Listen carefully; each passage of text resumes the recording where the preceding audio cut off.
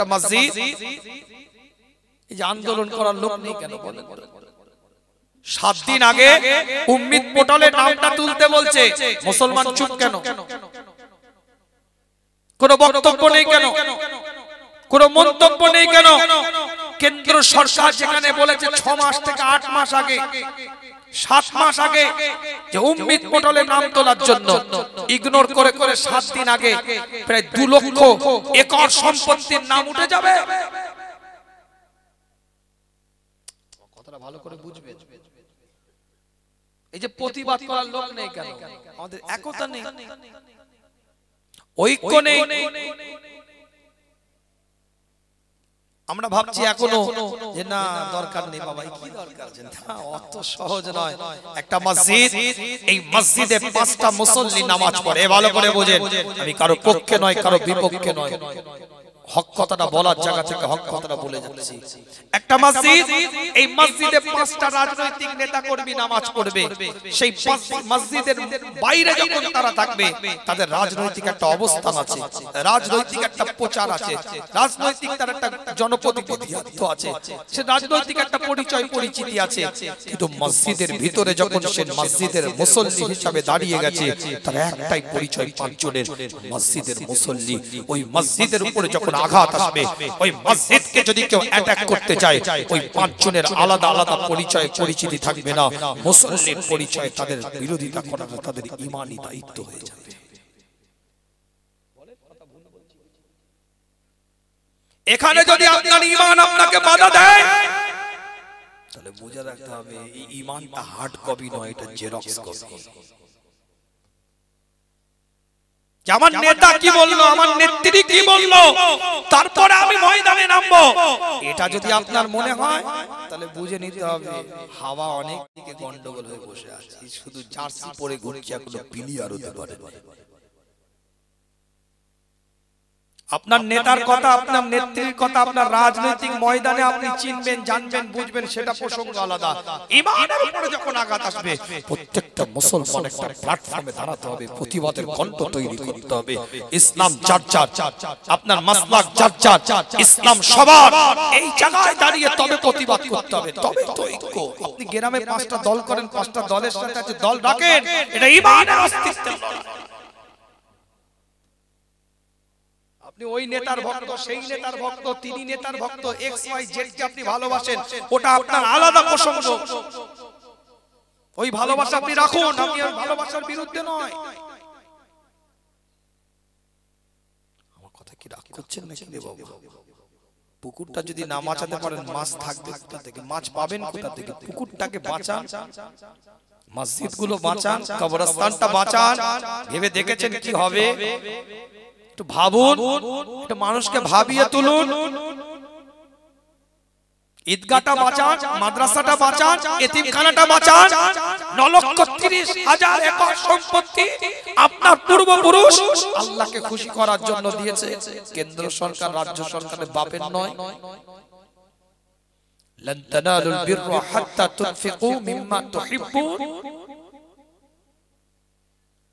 আল্লাহ কোরআনের মধ্যে জানিয়ে দিলেন, যতক্ষণ পর্যন্ত তোমার প্রিয়তম জিনিস থেকে আমি আল্লাহ আমার রাস্তায় দান না করতে পারো, তোমরা ততক্ষণ আমার প্রিয় বান্দা হতে পারবে না। আল্লাহকে খুশি করার জন্য, আল্লাহর নৈকট্য অর্জন করার জন্য 9,30,000 একর সম্পত্তি আল্লাহর রাস্তায় ব্যয় করে দিয়েছে আপনার আমার পূর্বপুরুষ। সেই সম্পত্তির এখন 30% নয়, 27 না 28% গোটা ভারতবর্ষে উম্মিদ পোর্টালে উঠেছে। দেখেন না, খুলে দেখে, 27 না 28%। এত সার্ভারটা এত নোংরা, খারাপ, এত মানে ওয়েবসাইট করেছে 3 ঘন্টা 4 ঘন্টা 5 ঘন্টা ধরে তো সময় লাগছে, তাও কোনো নিশ্চয়তা নেই যেটা কি ফেল হবে কি অ্যাকসেপ্ট হবে, সাকসেসফুল হবে।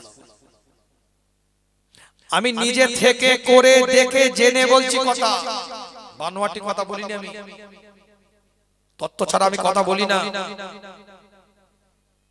আমি অনলাইনে কাজ বুঝি, জানি, সেই জায়গার অ্যাঙ্গেল থেকে কথাটা বলছি।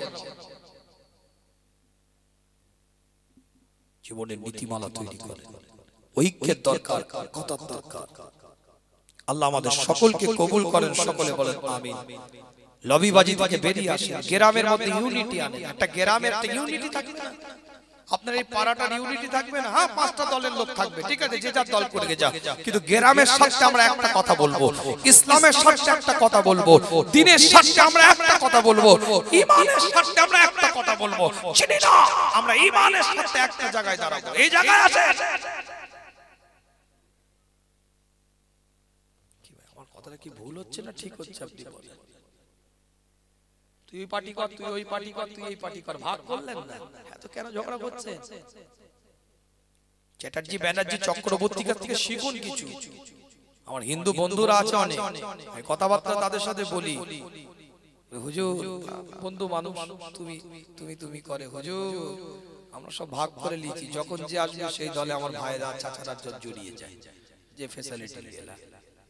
কথা বুঝতে পারেন? 3 ভাই 3টে দল হয়ে গেছে, যে দলে ক্ষমতায় আছে তার থেকে ওই ভাইয়ের মাধ্যম দিয়ে সুন্দর করে সব ফ্যাসিলিটি গুছিয়ে দিচ্ছে। আবার একটা দল চেঞ্জ হয়ে গেলে আরেকটা ভাই তো আরেকটা পার্টি করে, সে যে ওই দলের হয়ে করছে। আর আমাদের জন্য ঈমান, কোরআন, দ্বীন, ইসলাম, শরিয়াত, একে ছেড়ে দিলে মনে হচ্ছে সওয়াল জবাব হবে না, এমন করছে। যাকে ধরি আমরা তাকে ছেড়ে দিলে মনে হচ্ছে না ঈমান চলে যাবে। কথা ঠিক বলছি না? 5টা গ্রামে 5টা রাজনৈতিক দল থাকবে, থাকুক, গ্রামের ইউনিটি তৈরি করেন। আমার বক্তব্য ব্যাখ্যা ভুল নেবেন না আপনি। কি আমার কথাটা কি ভুল হচ্ছে না? ঠিক হচ্ছে। গ্রামে আপনার ভাইয়ের সাথে আপনার ঝগড়া হবে কেন? আপনার চাচার সাথে আপনার ঝগড়াটা হবে কেন? রাজনৈতিক কেন ঝগড়া হবে? অন্য প্রসঙ্গ জানে, পাশের বাড়ির প্রতিবেশীর সাথে 20 বছরের খাতির, রাজনৈতিক কারণের জন্য কেন তার সাথে ঝগড়া হবে? করুক না সে একটা পার্টি, আপনি করেন না আরেকটা পার্টি। ইউনিটি আনে, একতা আনে, একটু চালাক হন, একটু চালাক। এত বোকা ধানে চাল খেলে হবে না, এত কাঁচা আলে পা দিলে হবে না, এত পচা শামুকে পা কাটালে হবে না। একটু নিজেকে সতর্ক হন। গ্রামটার মধ্যে ইউনিটি তৈরি করেন, একতা তৈরি করেন, এক সুরে যেন ইসলামের সাথে, কথাটা বাংলা ভাষাটা বুঝবেন, ব্যাখ্যা ভুল নেবেন না। রাজনৈতিক 5টা মত থাকতে পারে, ইসলামিক মত একটাই নাকি ভাই?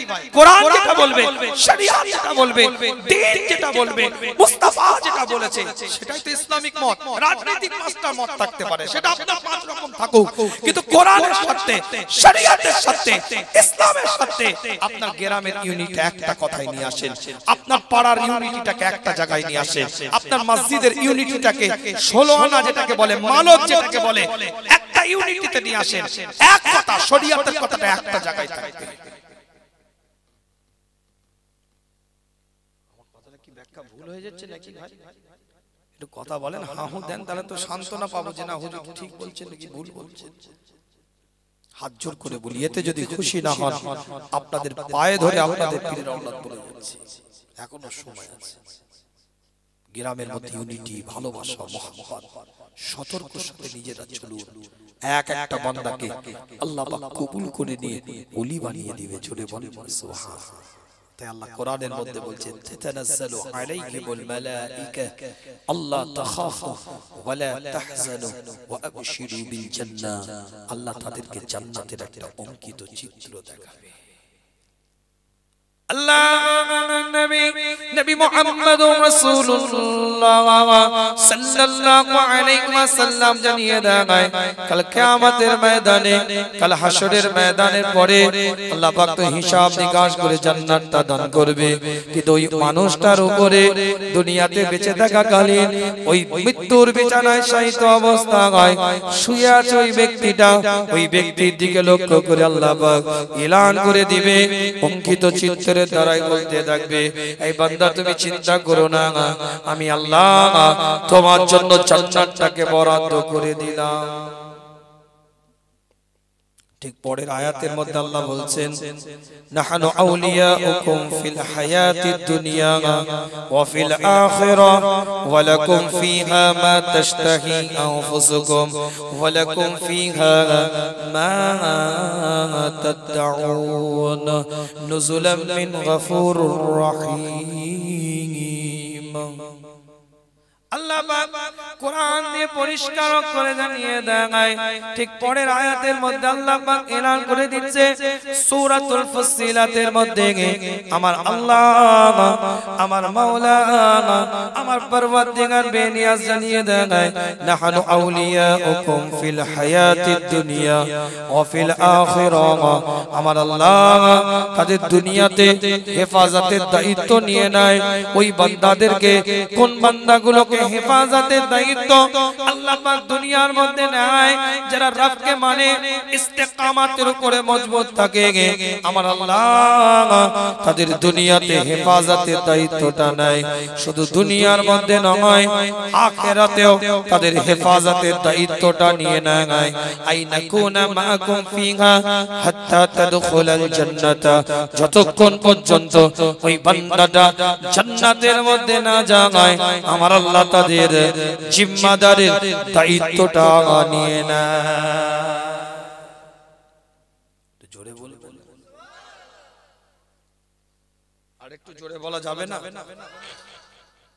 এই আওয়াজে আর মনে হচ্ছে আগানো সম্ভব নয়। আপনাদের আওয়াজ সিগন্যাল দিচ্ছে হুজুর ছেড়ে দে, মা কেঁদে পাচ্ছে। এই আওয়াজে আর বেশি আলোচনা করা সম্ভব নয়। একটা হাদিস বলবো, এতগুলো আলোচনার মধ্যে একটা হাদিস বলে এবার মোনাজাতের দিকে গাড়ি গড়িয়ে নিয়ে যাও। কিতাবটা খুলে দেখেন, বনওয়াটি আলোচনা আপনাদের খেদমতে নয়। আল্লাহ নবী মুহাম্মদুর রাসূলুল্লাহ সাল্লাল্লাহু আলাইহি ওয়াসাল্লামের সাহাবা হযরতে রাসূল পাক সাল্লাল্লাহু আলাইহি ওয়াসাল্লামের খুব কাছের মানুষ খালিদ বিন ওয়ালিদ রাদিয়াল্লাহু তাআলা নিজ স্ত্রীর দিকে লক্ষ্য করে জিজ্ঞাসা করতে থাকে, স্ত্রী তুমি আমার শরীরটার দিকে একবার দেখো, একদম অন্তিম সময় দুনিয়া থেকে চলে যাবে, রবের ডাক এসে যাবে, আল্লাহর ডাকে সাড়া দিয়ে দিবে।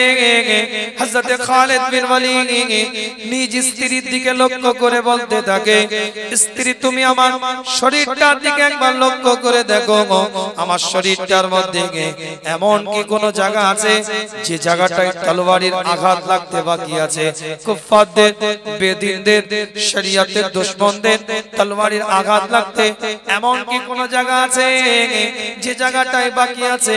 হযরত খালিদ বিন ওয়ালিদ রাদিয়াল্লাহু তাআলা আনহুর স্ত্রী গোটা শরীরটার দিকে লক্ষ্য করে দেখে, খালিদ বিন ওয়ালিদের দিকে লক্ষ্য করে বলে, আপনার গোটা শরীরটার মধ্যে এমন কোন জায়গা নাই যে জায়গাটার মধ্যে তলোয়ারের আঘাত লাগতে বাকি আছে? আপনার গোটা শরীরটার মধ্যে তলোয়ারের আঘাত লেগে আছে। হযরত খালিদ বিন ওয়ালিদ বল অজরনারে রোনাজারি করতে থাকে, চোখ দিয়ে পানি টোসাটা গড়িয়ে যেতে থাকে। খালিদ বিন ওয়ালিদের দিকে লক্ষ্য করে খালিদ বিন ওয়ালিদের স্ত্রী বলতে থাকে, কেন আপনি রোনাজারি করেন? কেন আপনার চোখে পানি? আজ তো আপনার আনন্দের দিন, আজ তো আপনার খুশির দিন, আজকে তো আপনি আনন্দ করবেন। ইসলামের জন্য, শরীয়তের জন্য, কোরআনের জন্য নিজের জানটাকে জান না মনে করে, নিজের রক্তটাকে রক্ত না মনে করে, শরীরের মধ্যে এমন কোন জায়গা নাই যে জায়গাটার মধ্যে তলোয়ারের আঘাত লাগতে বাকি আছে, আজ তো আপনি আনন্দ করবেন, আজ তো আপনি খুশি মানাবেন। আজকে কেন আপনি কাঁদছেন? হযরত খালিদ বিন ওয়ালিদ বলতে থাকে, ইসলামের জন্য এত লড়াই করলাম, এত রক্ত জড়ালাম, কিন্তু কত বড় হতভাগা আমি, কত বড় হতভাগা আমি যে আজও পর্যন্ত আল্লাহ আমাকে শহীদের দরজা দিল না। এই অবস্থায় বিছানার মধ্যে গাজী করে আমাকে শুইয়ে রেখে দিয়েছে। এত লড়াই, এত যুদ্ধের ময়দান, এত জায়গায় গেলাম, কত বড় হতভাগা আমি যে আমাকে এখনো পর্যন্ত গাজী করে আল্লাহ বিছানায় শুইয়ে রেখে দিয়েছে, আমাকে কোন রকম শহীদের দরজা পেলাম না। আল্লাহ নবী মুহাম্মদুর রাসূলুল্লাহ সাল্লাল্লাহু আলাইহি ওয়াসাল্লামের সাহাবা হযরত খালিদ বিন ওয়ালিদ রাদিয়াল্লাহু তাআলা ওই সময় স্ত্রীকে যখন এই কথা বলেছে, স্ত্রী বলতে থাকে, আল্লাহর রাসূল আপনাকে কি নামে ডাকতো? বলে সাইফুল্লাহ, আল্লাহর তরবারি।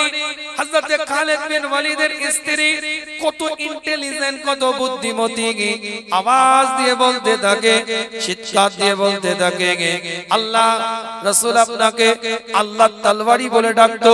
আপনি ভাবলেন কি করে আল্লাহর তরবারিটা দুনিয়ার তরবারির কাছে পরাজিত হবে আর আপনি শহীদের দরজা পেয়ে যাবেন? আমার আল্লাহ তার তরবারিটাকে পৃথিবীর কারোর কাছে পরাজিত করে নাই, তাই আজও পর্যন্ত আপনাকে মাকাম দান করে গাজী করে বিছানার মধ্যে শুইয়ে রেখে দিয়েছে। শহীদ কে হয়? কথা বলেন, ঘুমটা কাটবে, কথা বলেন। শহীদ কে হয় জানেন না? শহীদ কে হয়? যুদ্ধের ময়দানে যে পরাজিত হয়ে কতল হয় সেই তো শহীদের দরজা পায়, তাই তো নাকি? যে পরাস্ত হয়, পরাজিত হয়, হেরে যায় সেই তো শহীদের দরজা পায়। যে জিতে আসে সে তো গাজী হয়, কথা বলে না? তাহলে যদি আল্লাহর তরবারিটা পরাস্ত হয় তবেই তো শহীদ হবে। কত ইন্টেলিজেন্ট একদম বুদ্ধিমতী মহিলা, বলে আল্লাহর তরবারি আল্লাহ পাক পরাস্ত হতে দেয় না, তাই আপনাকে সব জায়গায় গাজী করেছে। হযরত খালিদ বিন ওয়ালিদ রাদিয়াল্লাহু তাআলা যখন ইন্তেকাল করে, দুনিয়া থেকে বিদায় নেয়, রবের দরবারে যখন চলে যায়, আল্লাহর ডাকে যখন সাড়া দেয়, হযরত খালিদ বিন ওয়ালিদের কবরের মাটিটাকে সমান করে দেয়া হচ্ছে। হযরত খালিদ বিন ওয়ালিদের কবরের মাটিটাকে লেবেল করে দেয়া হচ্ছে আল্লাহ পাকের হুকুমে, মাওলানার হুকুমে, পরওয়ারদিগার বেনিয়াজের হুকুমে। হযরত খালিদ বিন ওয়ালিদের কবরের মাটির উপরে লেখা হয়ে গিয়েছে বারাতুম মিনান নারে লি খালিদ বিন ওয়ালিদ। আমি আল্লাহ এই খালিদ বিন ওয়ালিদের জন্য জাহান্নামের আগুনটাকে হারাম বানিয়ে দিলাম।